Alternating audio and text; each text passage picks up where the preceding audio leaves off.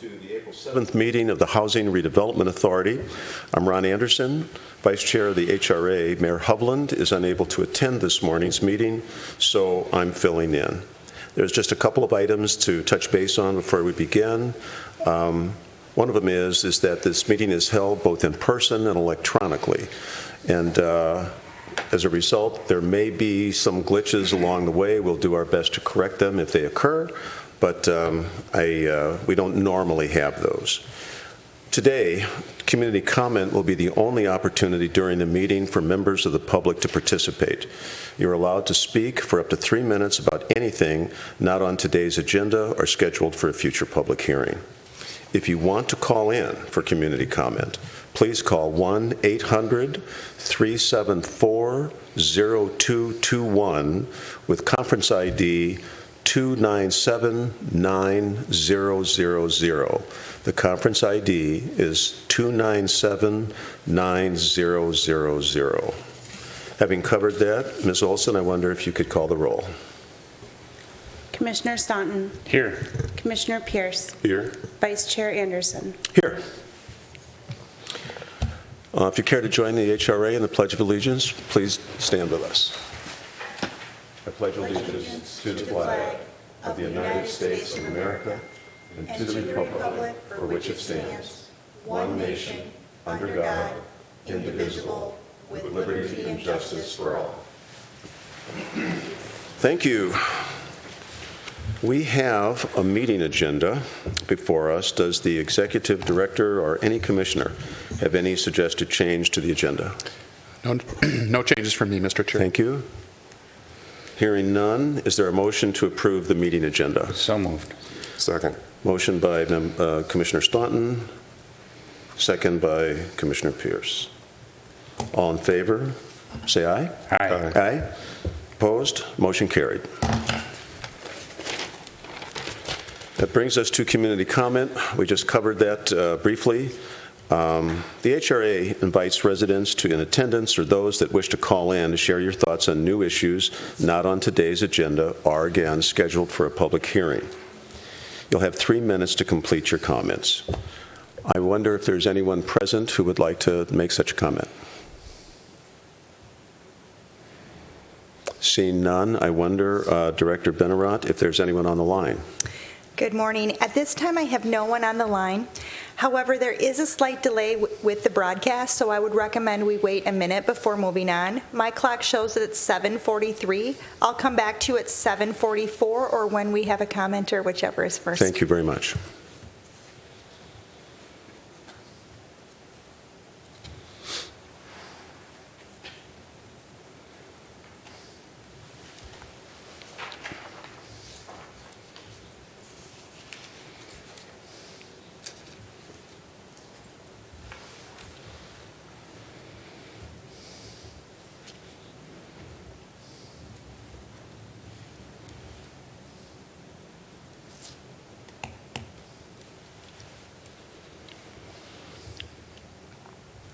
It is now 7:44, and I don't have anyone dialing in, so I think it's safe for you to move on. Thank you. No community comments this morning. Executive Director Neal would normally respond to community comments made in the prior session. I don't recall any, but I wonder if you do. Mr. Chair, there were no community comments offered at our last meeting. Okay, thank you very much. Which brings us to the adoption of our consent agenda this morning. We have 3 items on this morning's consent agenda. Does the director or any commissioner wish to remove an item from consent? No? Okay, then I'd certainly entertain a motion to approve the consent agenda. So moved. Second. Commissioner Staunton moves. Commissioner Pierce seconds. All in favor say aye. Aye. Aye. Motion carried. Which brings us quickly to reports and recommendations. And I believe that is Director Hawkinson's matter this morning. Also with us on this matter at 4040 West 70th Street, the redevelopment agreement for that property. Also with us is Steve Min from Loopy Development. Nick Anhut, who I do not see present but may be available. Okay, he's not present here this morning. Alex Selke from Darcy Whitney is here. Good morning. And available for questions, Ann Stanfeld and Chuck Armstrong from Ecumen would be available via WebEx for any questions. Good morning. Good morning.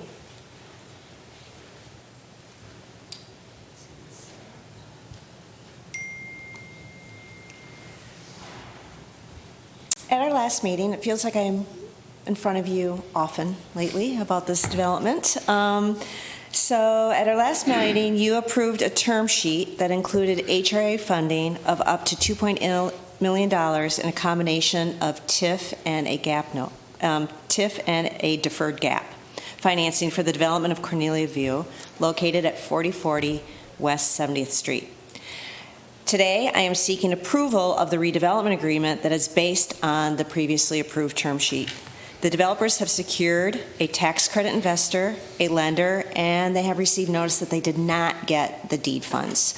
So there's one source of funding that is still outstanding from Hennepin County, but we will not hear the outcome of those until May. Nick Anhut from Ellers and Alex Selke from Dorsey have been thoroughly engaged in the discussions with the development team over the last several months and concur that $2.8 million is the funding that is needed to develop these affordable senior apartments. We have discussed how the genesis for this development, having age-restricted affordable housing, has come from the community in a variety of forums, whether it's the Housing Strategy Task Force, the Comprehensive Plan, through community surveys, community vision. The idea of this was not created by staff, nor was it created by the developer. The idea was to have affordable senior housing was very intentional based on what we have heard from the community of what they want in the city. We also had data to support the need for affordable senior housing. In 2020, the HRA commissioned Maxfield Research to do a thorough housing analysis of what we have, what we need, where we're going, what we need to build in order to house people in this community. Edina is an aging community. Well, all of Minnesota is aging, and Edina is part of that. And there is a need for more senior housing. The report Maxfield drafted and created for us indicated there's a need for 1,600 senior housing unit additional on top of what we have now, 1,600 more senior housing units by 2030. And of those, 300 would be shallow subsidy. So projects that need some sort of government financing in order to make them work, and another 300 that would be deeply subsidized, where the seniors would need some form of rental assistance. As I indicated before, marketing has not yet begun on this project, but because of these public meetings, people have heard about this development. So there's 73 people already on an interest list. Of those 73 people, and I presume that once shovels are in the ground and machinery is out on site, this number is going to increase dramatically before they even open a formal list. But of the 73 people that are currently on the list, 74 of them are current Edina residents. 74%, excuse me.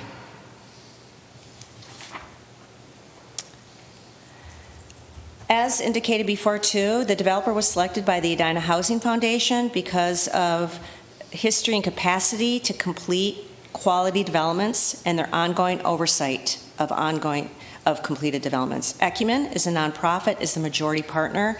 They have vast experience in senior housing arena in both ownership and management. Loopy Development Partners is a woman-owned for-profit developer, and they also have a successful track record of building and maintaining quality product. Anecdotally, I'd like to say I have worked with both these groups in Minneapolis, and for good or for ill, as far as their employees are concerned, when there'd be like a nick in the wall or curled carpeting, management got on them and said, it just starts up with a little curl in the carpeting and then chaos ensues. So they are on them. probably a little challenging being an employee there, but it's just because they're very thorough. They really want a good product to stay good for the long term. Edina Housing Foundation is comprised of Edina residents who volunteer on the board of directors, and they too are going to be involved with this development. They're going to have a ground lease for 99 years, so they will be involved. There's multiple public benefits for this development, some of which have already been stated, but it's the first affordable age-restricted housing that we've built in decades. First development with a 99-year affordability period. And as stated, the land continues to be owned by the foundation. It meets the Minnesota overlay for green communities standards, including stormwater infiltration, rain gardens, green roofs, and energy efficient design.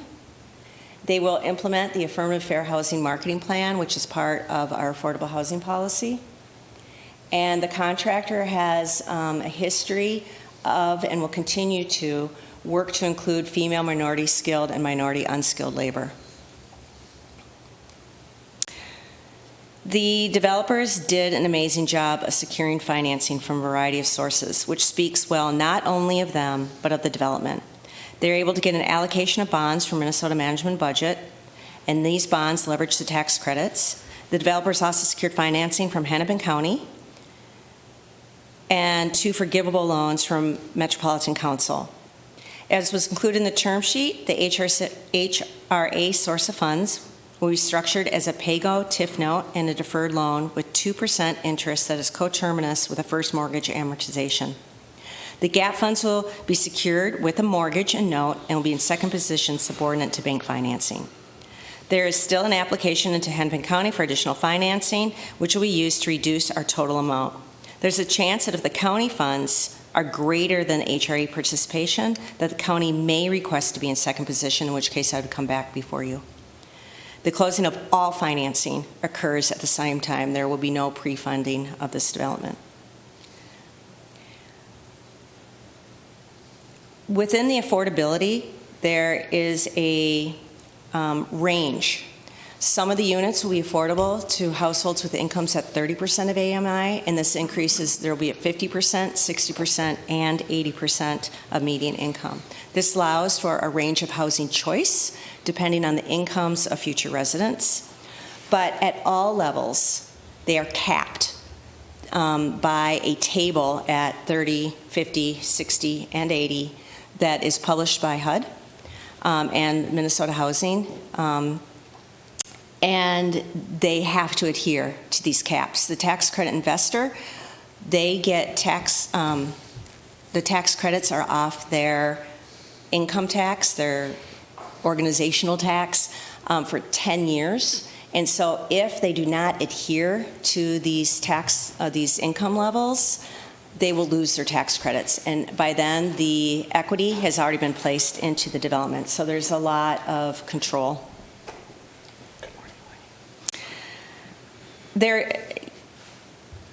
Excuse me.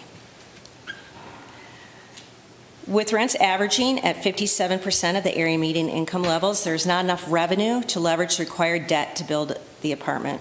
For Cornelia View, debt financing will provide roughly 45% of the total financing needed. The remaining 55% comes from other sources. Most of the rental income will be used to cover expenses and debt financing. The rents are capped, as I just stated, and they cannot increase to help with cash flow for the developer. And of these funders, as I said, there's a mortgage. It may be only 45%, but it's a mortgage that needs to be paid. It is not a charitable organization that is providing the financing, the mortgage financing. So to pay that mortgage, they have to collect rents. I know there's been concern that the building could change and become a shelter or transitional housing. And I would, if I ever present a shelter or transitional housing before you, you'll see that there's no debt financing on those projects. They can't support debt financing. They don't have the income even to support the operating costs.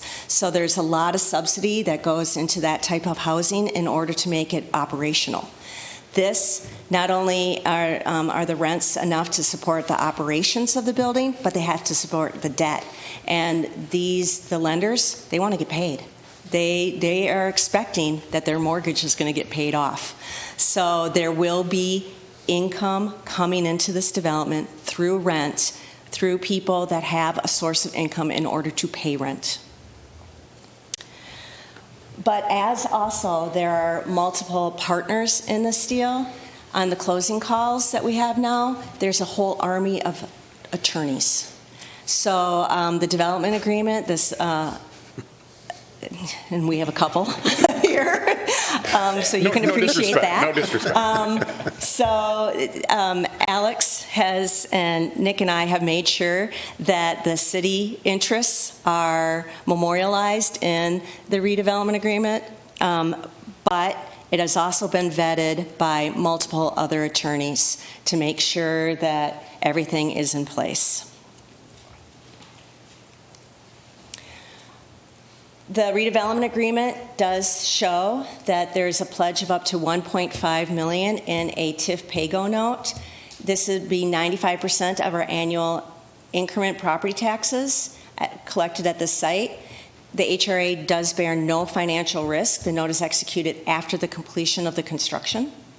HRA has also awarded through the term sheet and through this redevelopment agreement, if approved, up to $1.3 million in a gap loan, and that is funded by existing Southdale 2 pooled funds. These will be available at financial closing in June, and the distribution will be based on a master disbursement agreement that I will be sharing with you when we have it. We're still in the process of drafting a lot of the closing documents. And there will be a mortgage on this property, as stated before. The total HRA funding will be reduced if the Hennepin County funds are awarded. Now, that may be offset, which I will get into in a minute. There will be a declaration of restricted covenants that will be in place for 99 years. The development must be constructed in accordance with the SIPA. And as we've stated, that 100% of the units must be affordable at the income ranges of 30, 50, 60, and 80%. I'd also like to point out that the vast majority of the units will be at the 50 and 60% area median income levels. And there will be a minimum assessment agreement. So the adjustment. Our maximum not to exceed amount of gap between the TIF note and the deferred loan is $2,839,901. It will decrease if the Hennepin County funds are awarded. First area where it would come from is the $153 from the gap financing, the deferred loan that is being funded with TIF pooled that can be allocated in any part of the city. So that will be the first area of reduction. Second will be the TIF pay-go note. And the third area of reduction is the remaining deferred loan, which is the special legislation funds that can be used basically for this project and nowhere else. What does not get used at this site will most likely be returned to the county for redistribution. So that's why we have this priority order on how, if more funds come in, how we're going to trim back our obligation. Now I will say, we have built into the redevelopment agreement an offset, and that is the construction contract, or the construction numbers that we use to size the debt, or size our gap, was based on an estimate from the general contractor that was created in the fall, and that it was for $23,936,188. In another project that this same contractor is working on, that is a senior age-restricted housing that has 200 units, since from July to March, the cost of materials have increased by well over $1 million. So since we have this construction estimate that was formed in the fall, by the time they get it all bid out, and we have a guaranteed maximum price. So we are requiring a guaranteed maximum price, so we're not surprised in August or any other time that there's going to be all of a sudden, oops, the the cost of lumber has increased, the cost of concrete has increased. We will have a guaranteed maximum price, but that won't be available until May 15th. So once we get that and the Hennepin County Award, we'll relook at the numbers. So you can see in the redevelopment agreement there are brackets. We're going to adjust accordingly. But regardless, our contribution, even if the guaranteed maximum price contract increases by well over $2.8 million, our cap right now is $2.8 million.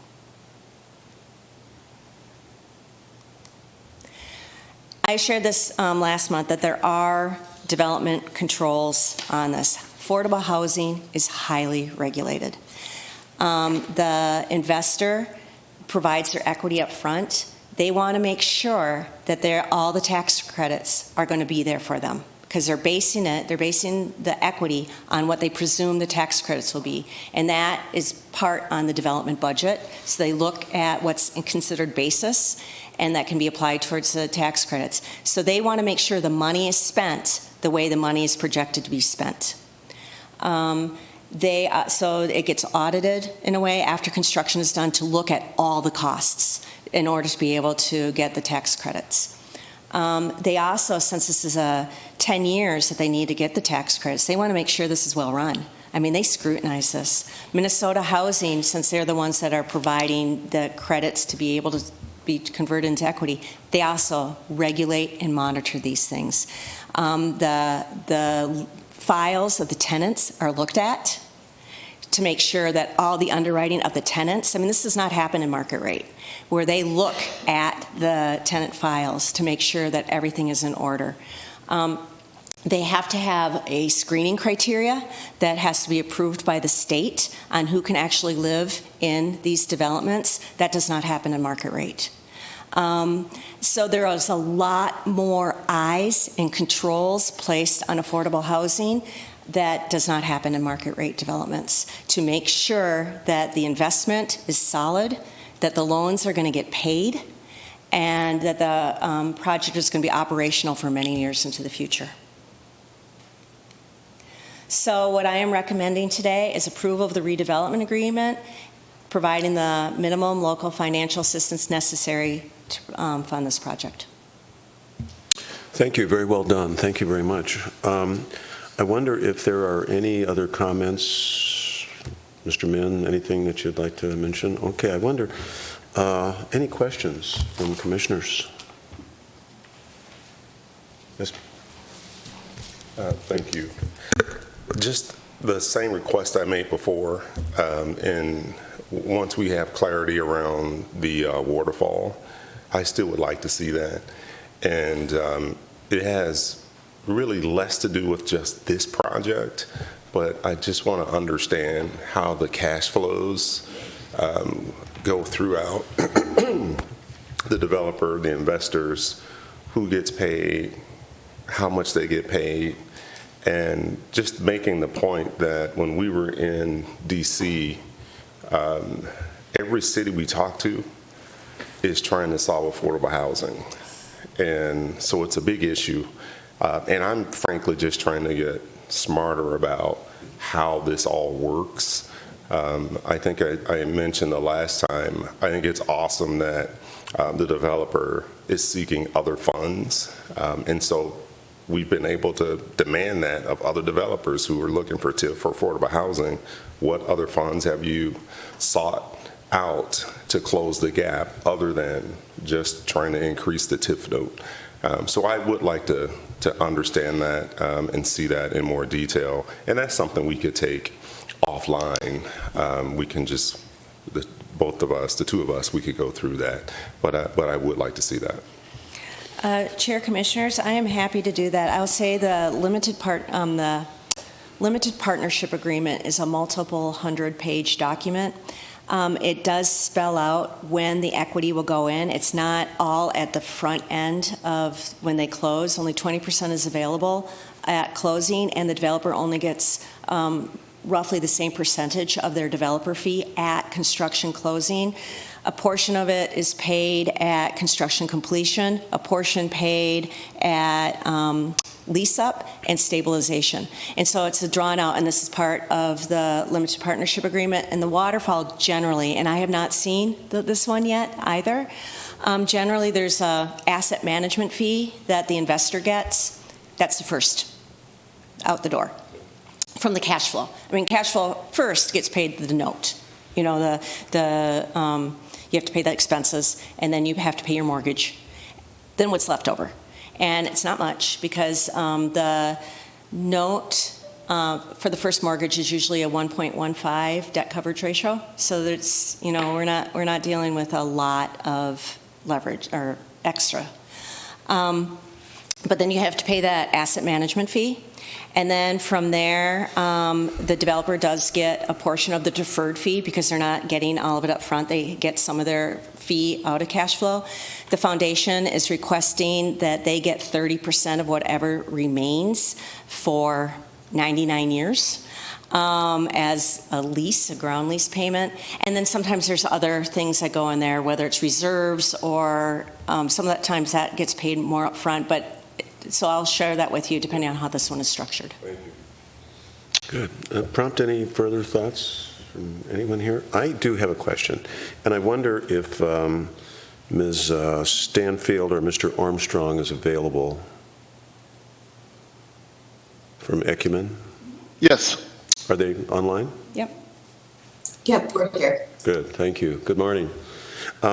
I just wanted to throw a couple questions out, and I know that Ecumen is a majority owner and also has day-to-day operations at Cornelia Place. Earlier this morning, the 2021 Affordable Housing Compliance Report was approved by the HRA, and Affordable Housing Connection is used to review that compliance. That's a different classification, I fully understand, than Cornelia Place, which is 100% affordable and age-restricted. A couple of questions have come forth from the community, which possibly you can define a little bit. And they are around the supportive housing classification that Cornelia Place is applying for, as well as the tenant screening process to ensure compliance. And that's kind of a two-part question. I just wonder if you could clarify that just a little bit, Ms. Stanfield.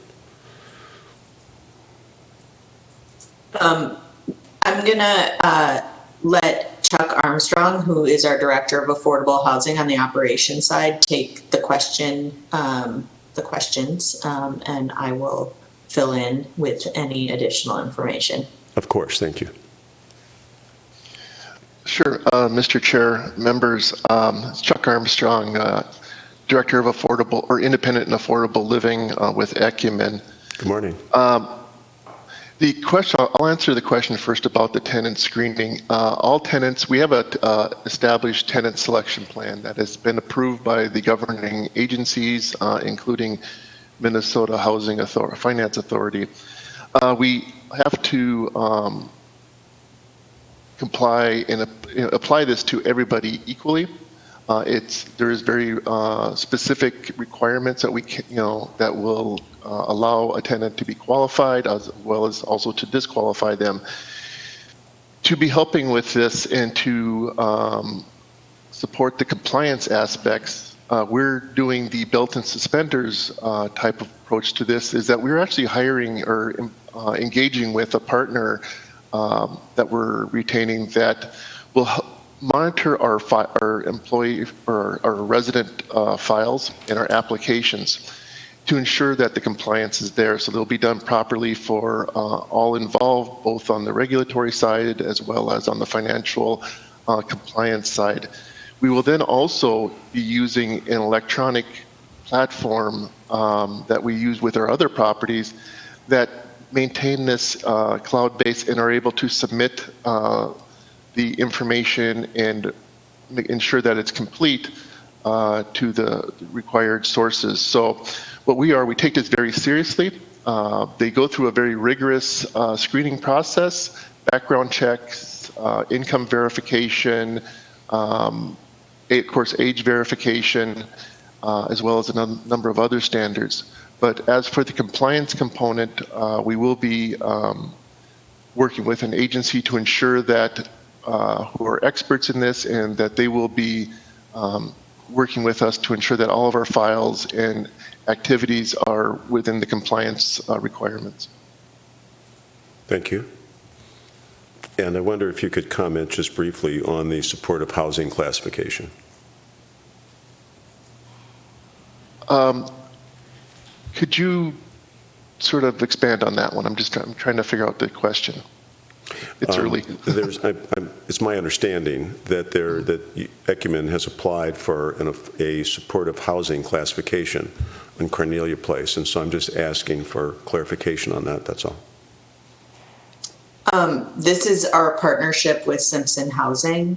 We will engage with Simpson Housing to support 6 tenant units that will have rental assistance from the state. Simpson Housing will provide those tenants with supportive housing services to ensure housing stability. And those are for units that are at 30% AMI. And then additionally, as the management company, we will have a position which is a resident service coordinator. So Ecumen will have someone on staff that will support all residents within the building to ensure their housing stability and provide them access to resources they need to be successful.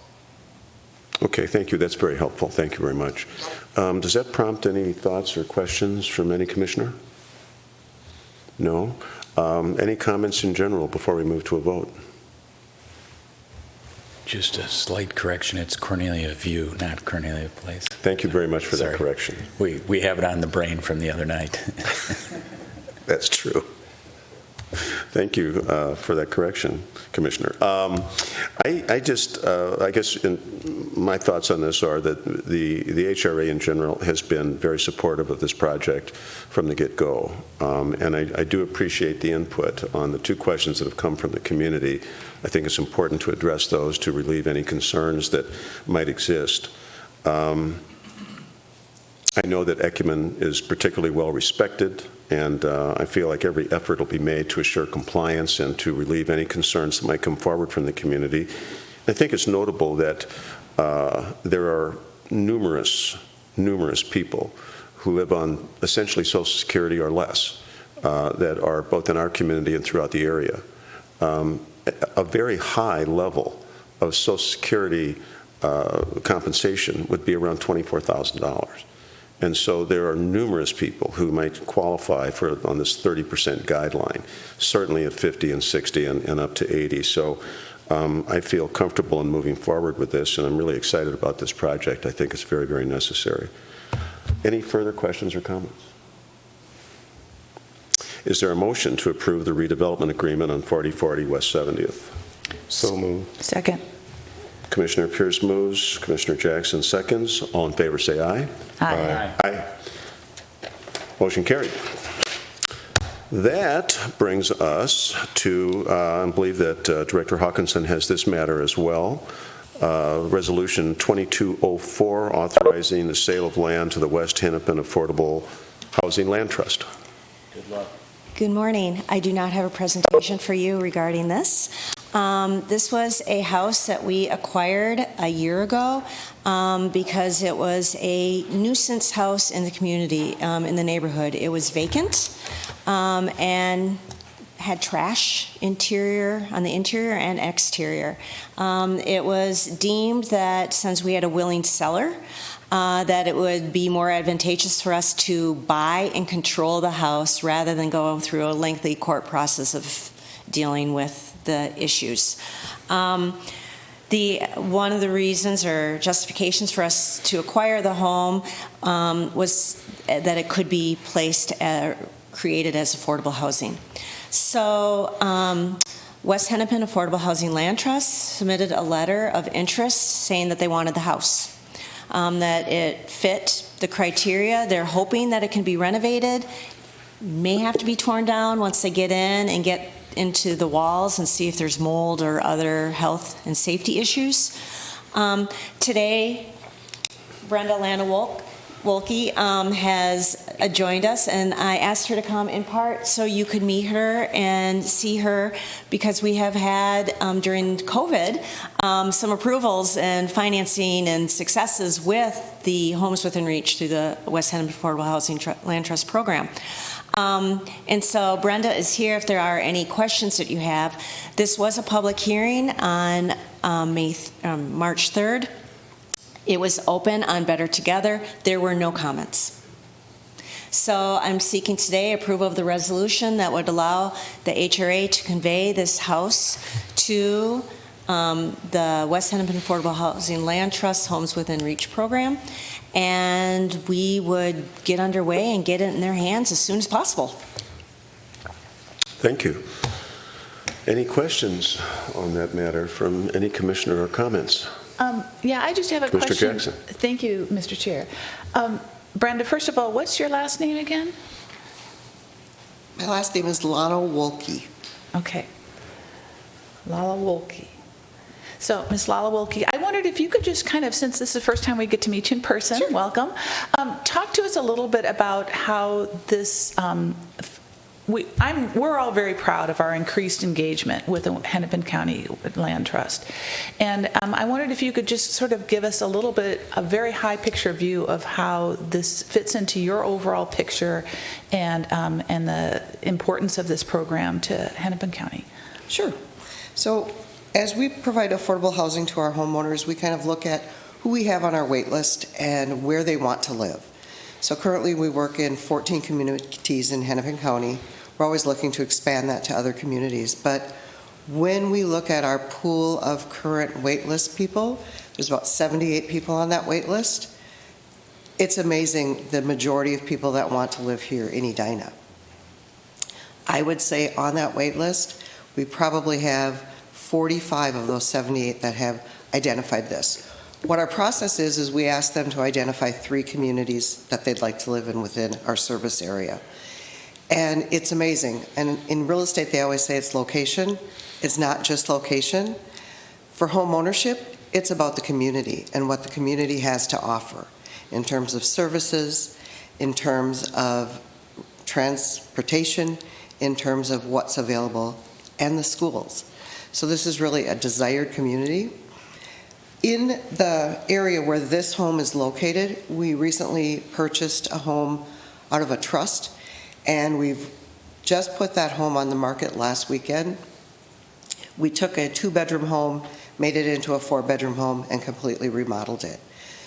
We had over 90 showings on the weekend for this home. We're in the process of going through 30 applications. So that speaks to how many people at 80% AMI or below really want to be in this community. Terrific. Thank you very much. That's all I have, Mr. Chair. Thank you. Any further comments or questions? Nothing. Hearing nothing. I guess the only thing I would mention is that this particular property has been in front of either the council or the HRA on several occasions because of its level of disrepair and deep concerns expressed on the part of immediate neighbors and in the community.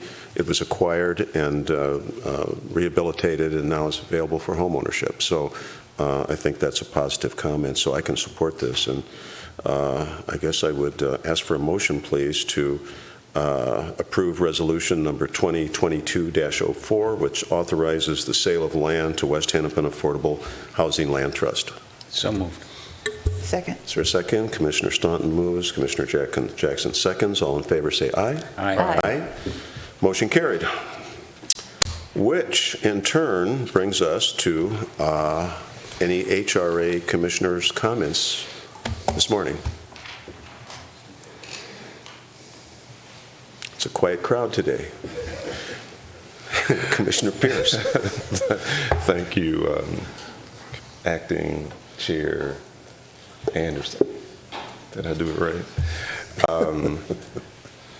So this affordable housing crisis that we have, I read an article yesterday, and I think it's also published today, that talks about retirement savings and the impending kind of tsunami where most Americans aren't saving enough. I think we've heard all that before. But when you start to think about the impacts of that 10 years from now, 15 years from now, and further out, we are going to have a huge issue with affordable housing. And I'm not sure how to solve it, but I think we have to continue to try to be creative, asking tough questions to just try to understand how we can really move the needle in that way. I like the last comment that people want to be in Edina. And so I think time has come for us not to just accept the simple answer of, well, it's the cost of the land is too high, right? That is true. But we have to figure out how to solve some of those challenges. And I would just say to Director Hawkinson, I know you are tenacious in trying to help solve this, and so we definitely appreciate your continued efforts. And so hopefully we will come up with other creative things that we can continue to try to really not only just solve our comprehensive 2040 goals, but to really come up with something that can be used nationwide to solve the challenge. So, Good thoughts. Thank you very much. Prompt anything, any further thoughts? Executive Director Neal, I wonder if you have anything. Yes, thank you, Mr. Chair. Included under my report in the packet was a redevelopment project update.